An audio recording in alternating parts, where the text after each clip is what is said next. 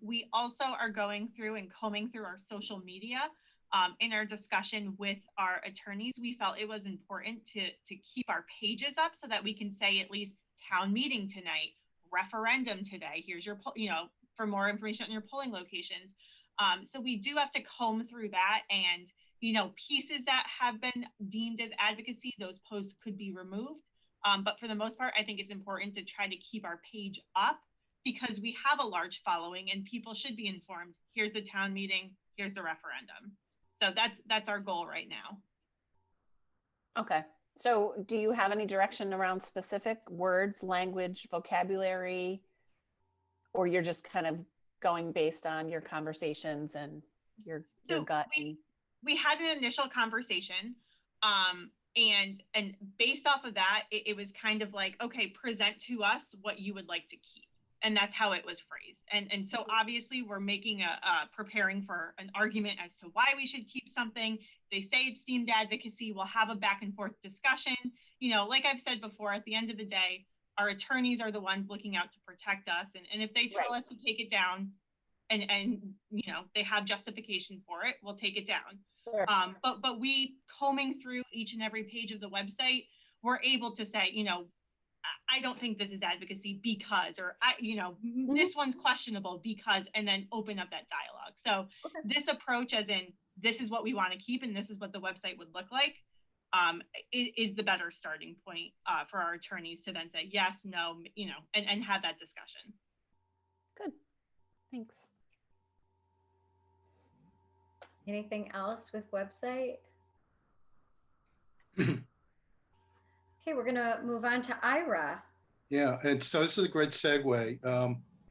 Being through many of these and understanding, I've been through these debates, and sometimes, there's stuff I see up that probably would be cited, and then there's stuff that I don't know why they took it down.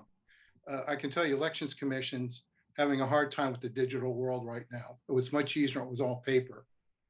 And Beth, going to your point, is that when I designed this campaign for you, helped design it anyway, it was important to get as much information out the way we did it. And so get as close to possible that how much more can we possibly give people? And then what we did is I had a 4-step process. So I thought I'd review it so you get an idea where we started in January. January is like a blank slate. I mean, it was the new year. It was crazy time going on nationally. We weren't getting attention, but January is kind of, we were organizing. We know we had to kind of pivot and kind of regroup, and it was just getting organized. And that was the most important month of my belief, that who's going to do what, how we're going to do it. So everything we're doing up to now based upon putting a strategy together. So the first center of the strategy, had to do right now was just awareness. So that was pretty much February. We had to make people aware what the heck's going on, what's the status of everything. Actually started, we actually started with the surveys in mid-January, but it took till February to analyze it. And then, I don't know if you guys remember, we actually did a survey and it kind of laid out, and we got a great response back that there'd be general interest in this and that they just wanted a lot more information. And that it was skewed. Unfortunately, I'll go back again, that, parents were a very low percentage were responsive, and it was mostly more the aging population. Farmington responded. So that's why you do the survey, you find out who needs to know what, and we then kind of mobilized and say, okay, we have to provide just more information. So at that point, we already knew that you're going to recommend to build a new building, but most of the community didn't even realize that on the survey. They had no idea what it's about. So the job became, we got to make people aware exactly what's being recommended and why. And so that became the awareness. Here's what it is. The first newsletter that with Q&A, kind of an update that went out in status. So it was the survey results, and I presented to town hall. So giving everyone we call a baseline to work from.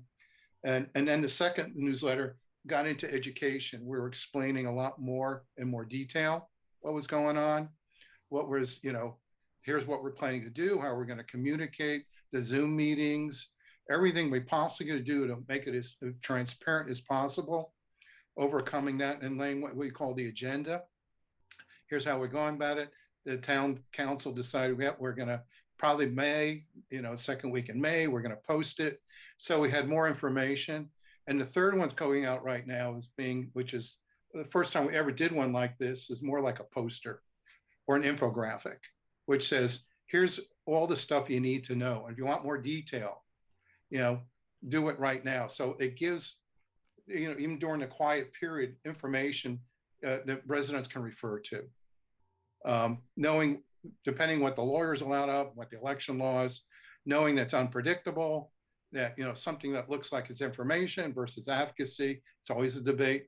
So that's where we kind of on right now. And so now it's going into final community engagement, which now depends on the community. What you guys did, you laid down all the information, you went out, you heard from people, and here's where it is, here's what's going on, here's the Board of Ed, here's at the town council, the building committee, anything that all of you done in my experience has been done. There's really nothing more that you can possibly present to the community other than answering nonsense questions, which you should just ignore.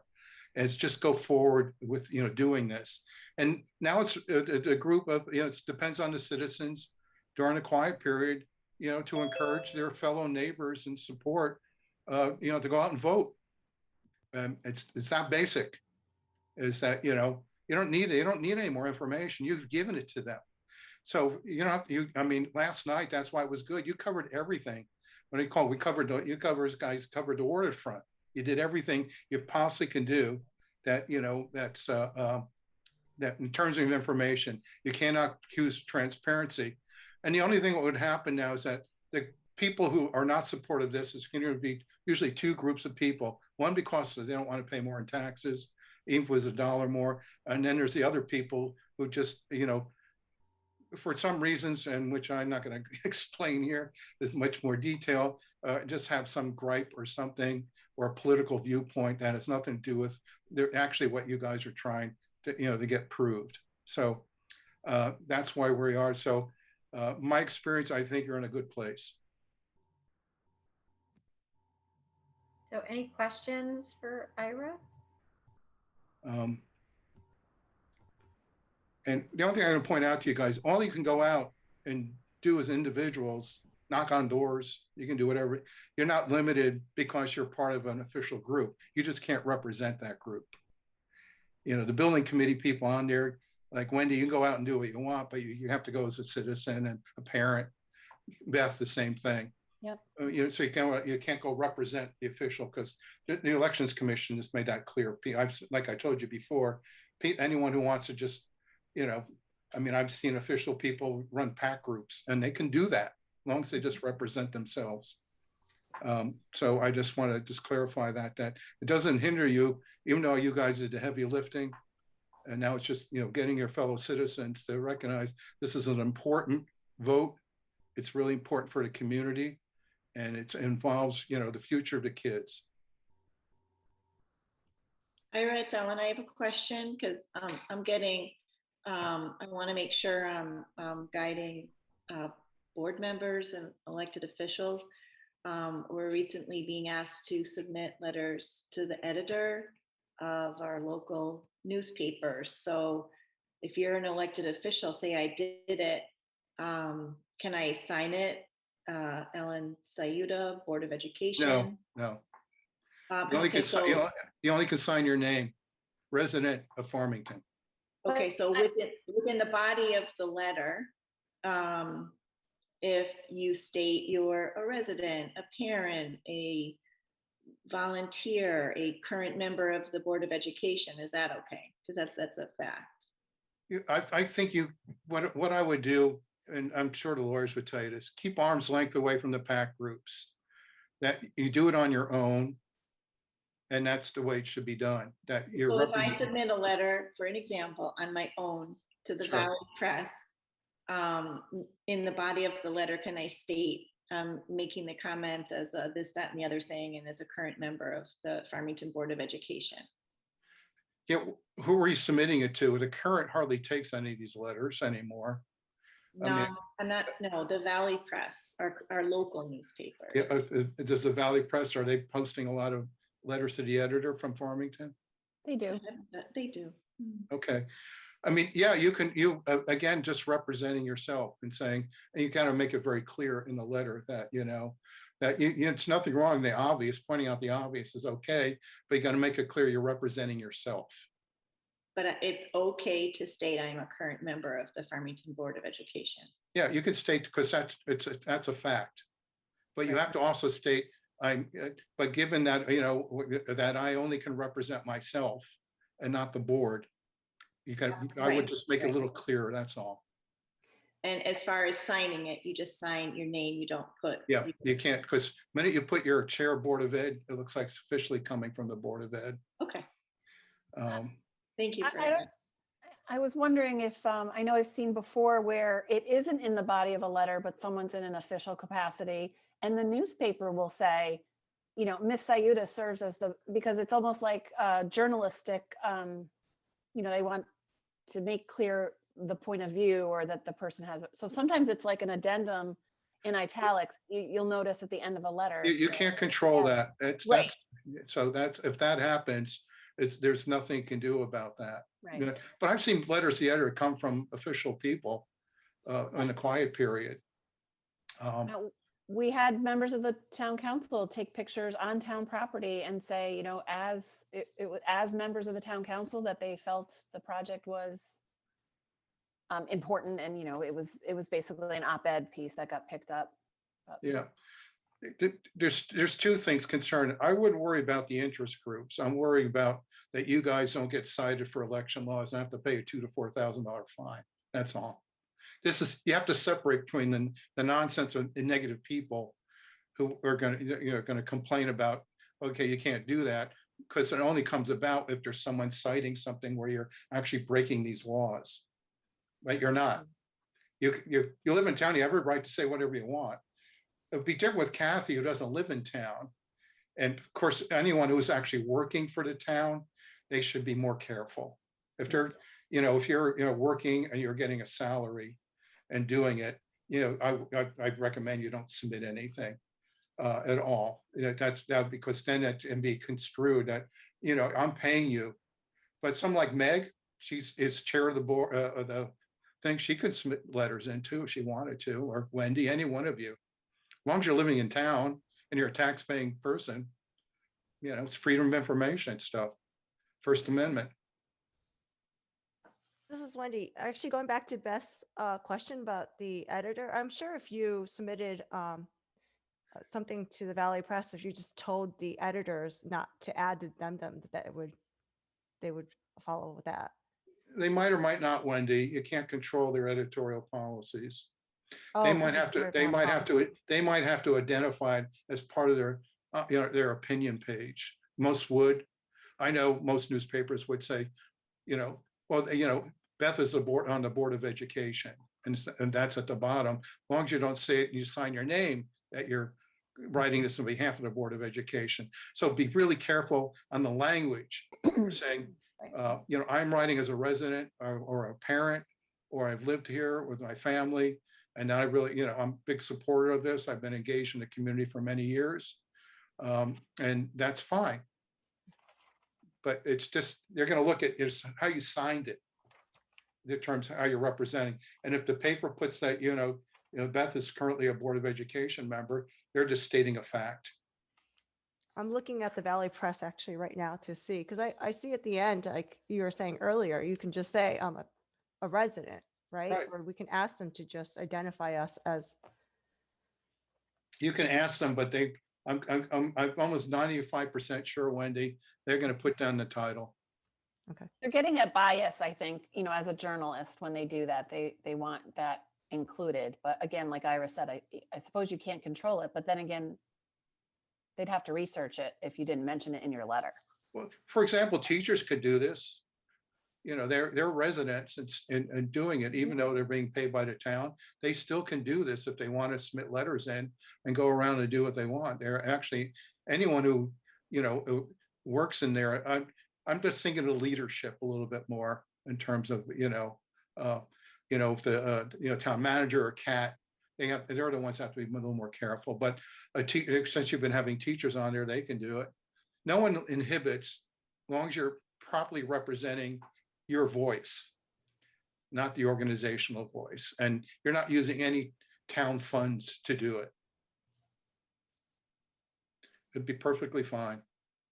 Do we know if the requests for similar letters are going out to others beyond this group or town council or board of ed? Members of the community, I believe, like, former town council members, or very similar to last time, members of the community that, are proponents of the project, but are just well respected, but don't currently serve an official elected or appointed role. Is that what you mean? Yeah. Well, I'm just thinking any residents, Yeah. meaning like, I think, that, we've certainly made our voice heard, I think, and have, Yeah. and this isn't, I'm not going against the conversation. I'm just saying that I think that there's a lot of value in others within the community rallying around Right. this and providing their voice. So I just want to make sure there's an effort around, probably a more significant effort, I would think, around getting other people within the community engaged in providing, Yeah, like a statements and- variety of perspectives. Yeah. I mean, like I'm saying, like if somebody doesn't know at this point that I don't support it, that's probably pretty shocking. Yeah. But Yeah. I get that the more you say it, I understand that, and the more you're vocal about it. But the more people I think hear their neighbors say it, and people that are within the community, I think that carries a lot of weight and impact as well. It's not just the 20 of us saying this is the best thing in the world. It is, spread amongst the community members, and that I think that also would carry a lot of weight in this conversation too. Yeah, what I would suggest, who would have the most weight wouldn't be you guys. It would be a 3rd or 4th grade parent who said, I'm looking forward to seeing this new high school. That would have more impact on influencing fellow parents than anything you guys could say. They already know what you're saying. And it's exactly what Meg is saying there. I'm just clarifying that you could write something, be more important to recruit 5 or 10 at different grade levels on the elementary, better yet, even pre-K, to say, I moved to this town because I like the school system, and hearing about this high school coming, I'm really excited for my kids who are going to get the benefit of that. That's an ideal kind of, that would be an ideal kind of letter to the editor, because they're representing a certain group of people. They already know what you represent. And I'm saying there's nothing wrong, but you, to me, would be secondary and tertiary letters to the editor. It's more important to get the people who are going to be mostly affected by this. Yeah, that's a good point. I mean, let's face it, there's limited space. So if we take up that space.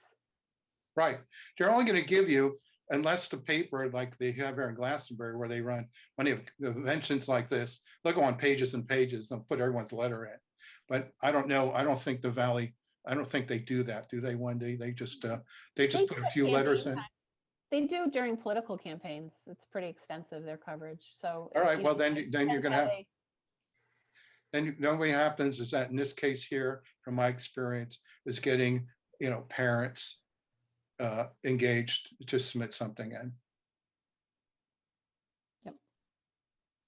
It doesn't matter actually what grade level, ideally elementary though, or lower grade middle school. So I have a question. I'm kind of curious, and it was brought up very briefly, but I guess it's kind of twofold. Is there an opposition group, which I think Beth kind of brought up when we had a casual conversation. And I guess the second question would be like, how should we react or respond to the opposition group, or do we at all? Are you asking me, Wendy? I guess in general, like, I just remember the last time we had this, there was a lot of tension in town, and I know that's something I really want to avoid, and I think that we should as a town. So but there's 2 approaches to doing it. One is explain, don't defend, which is what you folks did. And now you need residents who are going to go out and be just as vocal and do what they have to do it. Because it's not worth getting in a debate, because that's what it's just not worth it. Once someone's position is clear, trying to talk them or convince them that their position is wrong is an absolute waste of time. And they have every right to say and do what they want, but my belief is that you want the people who are going to, the whole town benefits by this activity. This high school is a community building. At the end of the day, primarily services our kids, your kids. And then anyone who's against this, we feel sorry for them. You know, there's no sense to it. And so therefore, what it is, the more you ignore them, to be my experience, they sometimes go off the wall. Because what they're looking for is attention and trying to find little pitfalls here and there and create an environment of distrust to the elected and appointed officials. That's what they do. And so, Wendy, the less you worry about that, the more important is as many people to go and show up in a voter booth is more important. So that's from my experience, how it works. Yeah, I'm going to concur, Wendy, just that although I was not part of the last process, what I do know now is that we have, a detailed plan that's been communicated, the value of the school, the cost impact of the school. We have the timeline. We know what this looks like, and so I think anytime we can keep people informed, that's always our best approach. This is the plan, this is the impact, this is the value, and you need to go vote. And the message really is that simple. And it is hard sometimes because you want to answer in certain ways, but the bottom line is we have the answers, we know what the plan is, and the communication is there, the facts are there, the information is there, the history is there, we have everything available for people to make an informed decision, and I think that's really kind of the best approach to take. Yeah, and Wendy, the suggestion would be, this last newsletter answers everything. So if you need to talk about it, or anyone is on it, just use this as a reference. That's what people need to know. Anything beyond that is just going in the weeds. It's, it just lays out everything that a person who's voting just needs to know.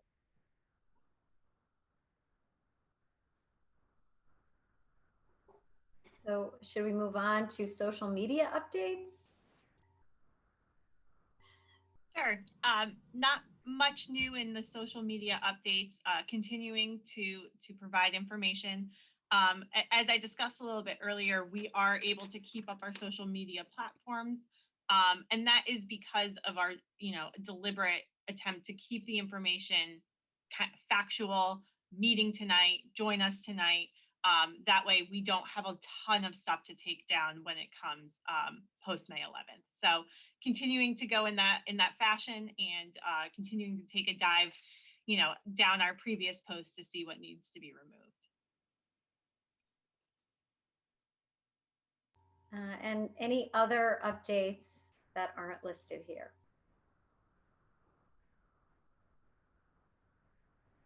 Okay, so we're going to move on to D, new business, and D1 to review the frequently asked questions.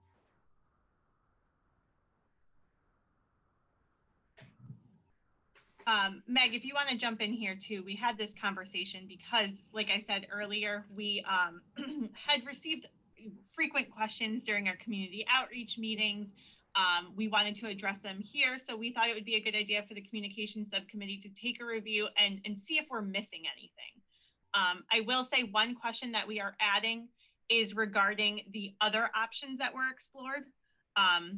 We had a chart that we actually put up when we presented this to town council that reviews the maintain, the renovate, and the new building. And it's a very nice color-coded chart that shows kind of how we arrived at the decision that we did. So I'm just cleaning that up. The numbers at the bottom when we presented it were the net cost, but I want to make sure we have the total project cost in there as well. So once I clean that up, we will add that question to the website. So I think, Meg, I'm not sure what the easiest way to go about this, maybe just read the questions and see if we're missing anything, or open it up for a dialogue to see if there's anything else that's been heard or that you think we're missing in the FAQ, opening it up to the subcommittee. I think if we do a quick review, because we do have a little bit of time here, of each one, just kind of stating the question. I don't think we need to necessarily go into the full answer, but like is this capturing the main questions we're hearing? Is there something missing? And then hopefully we can come out of this today with subcommittee continuing the review, the detailed answer review. But let's see if there's anything out there that's on anybody's mind that we need to update at this point. Okay, so we'll just go question by question. Can I give one suggestion? Take out any adjectives like you have after a rigorous review. Those are the things that are red flags. Yep, that's funny, Ira, because when I was reviewing that today, rigorous was the first word that stuck out to us. So anything that might be sound, so make it the facts, ma'am, nothing but the facts kind of thing. So what you have to do is just pull out any adjectives at all.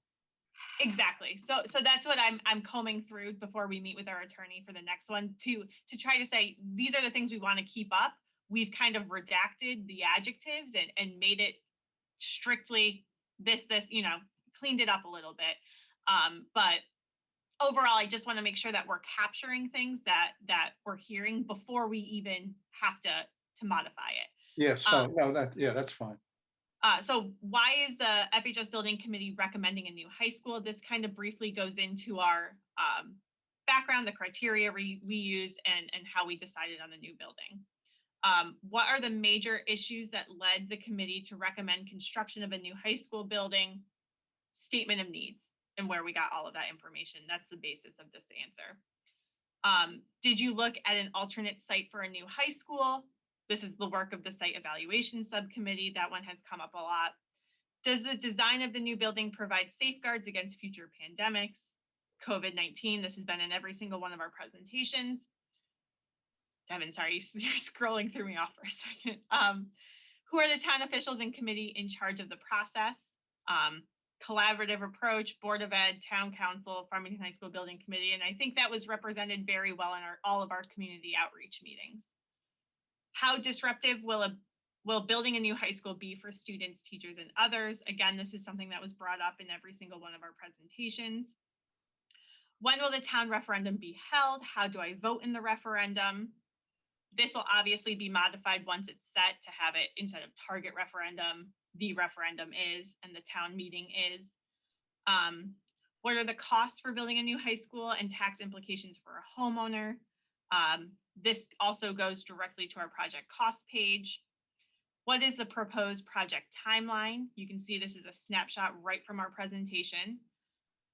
How will a new high school benefit the community?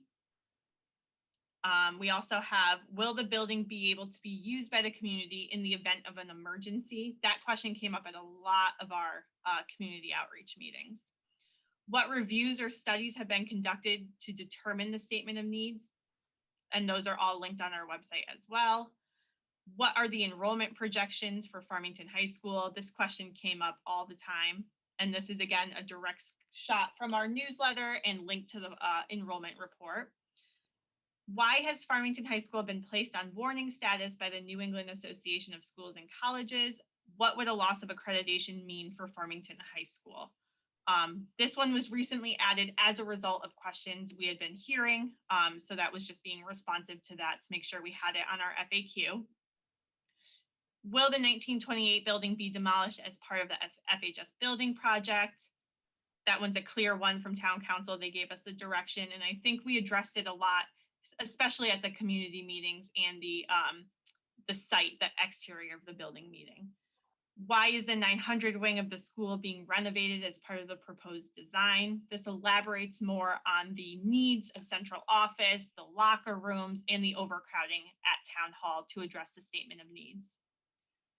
What will happen if this project doesn't pass referendum? That was something we were hearing a lot. So that's a new one. How is the FHS building project planning to mitigate surrounding neighborhood impacts? That's another one we hear a lot, and a result of our neighborhood meetings summarized in the answer, some things that we had discussed. What is the quiet period for the town/town officials? We've discussed this at almost every meeting in the past couple months. So there's a lot of confusion around that, not only for our committee members, for elected officials, but for the public as well, because they don't know why, once the referendum question is set, things change. So we want to make sure we have that up there. And then how will parking improve at the new school? this answer straight from the schematic design report. So again, I'm adding that question about, what's the cost for a renovation? What were the other things that were explored by the committee, and just putting it in that chart.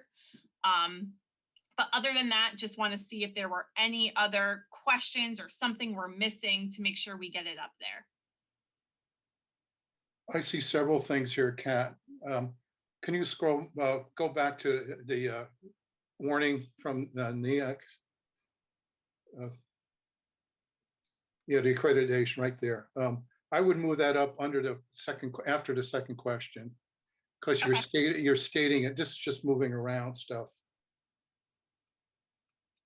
Okay. And what you need to do is that if you're going to have the acronyms, don't forget, even though you have it on the title, put it somewhere, give the full name. I see you do. Okay, you did that up there. All right. Sorry about that. And I think what you have to do, Devin, is bump up the type. It's pretty small. You have to bump up the typeface here to some ADA standards. It's right, 10-point type. I know this is minutia for you guys. You run into this all the time. You got to make the type a little larger for people who, like me, who has poor eyes. All right, yeah, I'll definitely look into that. Please do that. The other one is I saw in there, can you scroll down where you had a list more importantly? Yeah, right here. And you can't say, lastly and most importantly, Farmington is one of the smallest. You can't say stuff like that. Again, those are advocate statements. You have to say, Farmington has one of the smallest staff levels for a central office in the state. We rank one . So don't kind of sequence things. Absolutely. Just also what you have to do is explain what the 900 wing is right up front. The 900 wing was is currently part of the current building. You're using shorthand talk here. You have to kind of explain. Most people have no idea what a 900 building is. Yeah. And that's something that I'm doing over the next day, is really combing. I mean, I can work with you on. phrases. I can work with you on this, Kat. Yeah, that'd be helpful. Just send it over to me. Yeah, because you've done some of this stuff, and I think what you're saying, we just kind of look at the wordsmithing a little bit, just to get it more neutral. Absolutely. Would help out, and so because because this might be where the lawyer's saying, well, you can't say this, this, and this, and you say, why not? These are facts. Right. And we want to make that language so that it's, when we're presenting it here, it's, it's without those lastly and most importantly phrases. And I think there should be a much more thorough answer. And this might be what's really important in here, because if the video that Meg did, they're making you take that down. We need to have some explanation. What are the major current issues at the high school that Kathy, you brought up, and your assistant superintendent? That explanation was perfect. Or what Scott brought up too. That if we can put that in here, list, I know there's a ton of stuff, but I would put at least these are the major issues, and that's fine, that we have determined based upon thorough examination by that you have to do. So those become factual. You might take that list wherever that list is right now and just use it. And I think Meg did, and that's why we did the video was done, which kind of here's what the problems are. And so because if we can't have something that explains to people in this Q&A what's wrong with the current high school, assuming most people, you can't run the assumption everyone knows what the problem with physically the high school is. The assumption is most people have no idea. So I would just clarify that a lot more. Can I ask a technical question? And Devin, you can tell me if I'm absolutely nuts here. So do not, if this is like crazy hard, tell me right now. Do we have the ability to do a click with then an expansion of the text? I am not sure, but I can definitely explore that. The only reason why I'm saying it is people really have to scroll. Right. So like if you give them right up front, here's all the questions, they might see a question that they wouldn't think to ask. And then they can get the answer to it. You understand? But we're tell me if that's like a horrible thing to ask us. But I mean, it shouldn't, I'm not talking about changing content or anything else, but it's like, I'd like to know the answer to this one. And then it drops the answer below.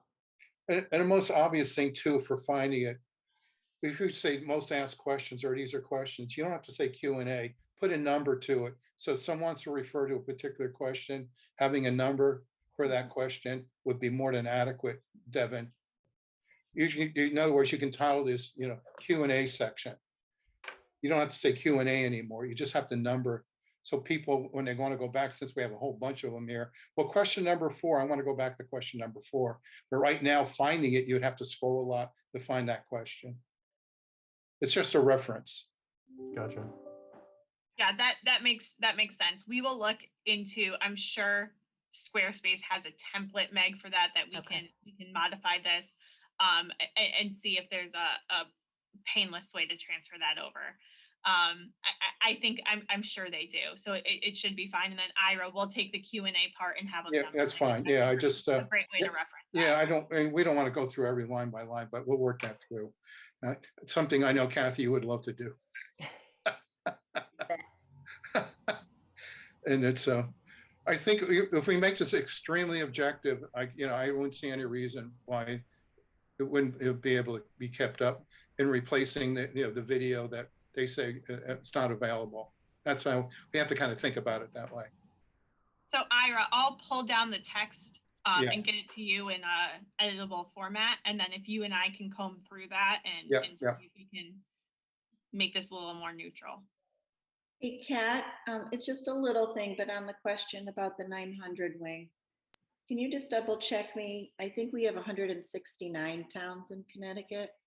I Yes. actually heard the 166 the other night and it didn't sound right. It's 166 that they rank.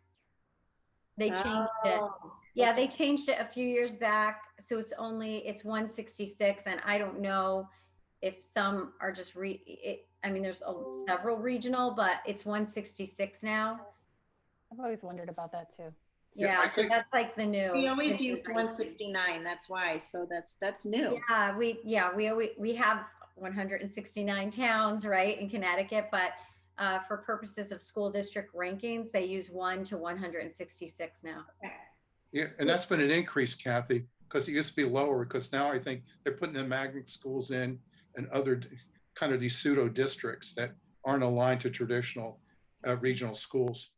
And we're actually, I just saw an updated, we're 156 in general administration now. So we're spending even less. God, keep going here and just talk till 155 in another hour. Well, I have a suggestion then. Can you put like 166, like region, like say it's districts versus towns? Because it is 169. There's a running club that runs 169 towns in Connecticut. So that is very distinct of the 169. But could you say that it's like 166 districts? School districts. Yeah, because there's like region 14, region 15. They're all grouped with like 2 or 3 towns. So it definitely regionalized. I could see where that 166 comes in. Yeah, we'll update that so that it clarifies the rankings. I actually had another question. I wasn't sure if I missed this, but was there a question? I know this came up with people asking me as to why we chose the location of the building. Yes, there's a question on that, and it references the work of the site evaluation committee and then links to that report that they created that kind of walks through all of the locations that were explored and why they were not chosen. Right here. This is why we need numbers on our questions. Yeah, I think you guys scrolled through that so fast. I was like, did they bring that up? I wasn't sure. Sorry, I missed that. Okay. And I'll tell you another thing you can add to this, Kat, and we'll stop it here because we'll keep you on here for 4 hours if we keep doing this. We can show the maps of the current layout and then proposed. We need those visuals up front. Here's what the current layout is with all the additions, and that's a fact. And then we can show what the new one's going to be, the 3 levels, and that's a fact. Anything that's visual in the Q&A, because those are things that can't be questioned. Those are things that are actual. Mm-hmm. Okay. Okay, so we have a few minutes left because we have to be at another meeting. Yeah, I'll go through this with Kathy, and you guys will take a look at it one more time. Yeah, is there any other big questions? that I people just are had hearing? something about the order. And I think as you go through it comprehensively, that will probably come up if things should be moved around. I think someone mentioned one already. I just didn't know if the quiet period question should be up higher since we're going to be in the quiet period and Yeah. again, emphasizing that. So, you know, a process question kind of thing. That will, I think we can prioritize the sequence for you, Beth. The only thing I would say maybe, Kat, is we get so many financial questions, just maybe a general question and link to the page Yes. that has all the financial information, just so if someone comes to the FAQ and they're looking for that, it would goes be right there. Yeah, and that's something we were pretty deliberate about, keeping all the financial information in one spot Yep. on that project cost page. We did update the financial forecast. We included the financial forecast itself was not updated, but we did add all of the assumptions that Joe included in that forecast, just so if you're seeing it, it's included there. And that elaborated a little bit more on the Fryer report.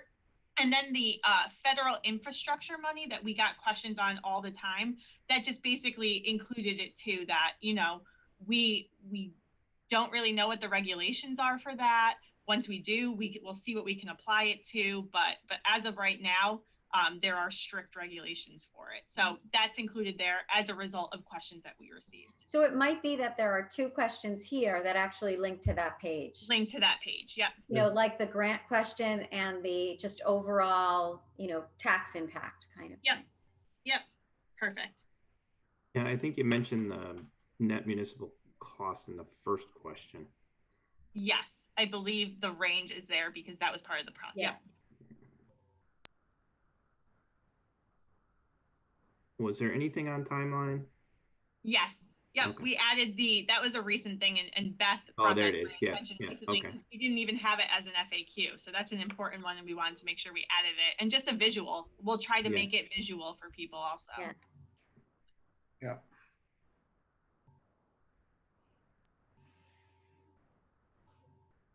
Okay, this looks great, Kat. Thank you so much. Yeah, nice work, guys. Devin, Kat, for putting, and Meg for putting this together.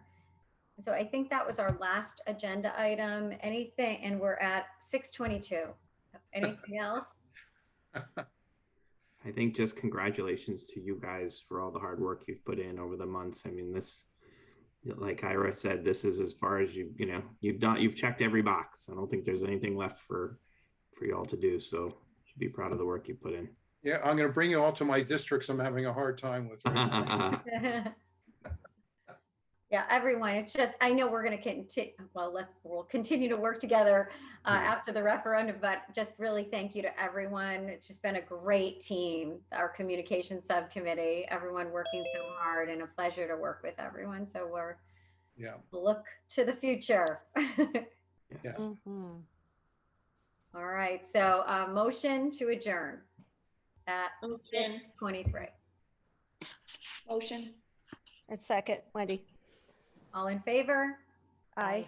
Anyone opposed? Abstentions? All right. See you in a few minutes. See you in a few minutes. Yeah.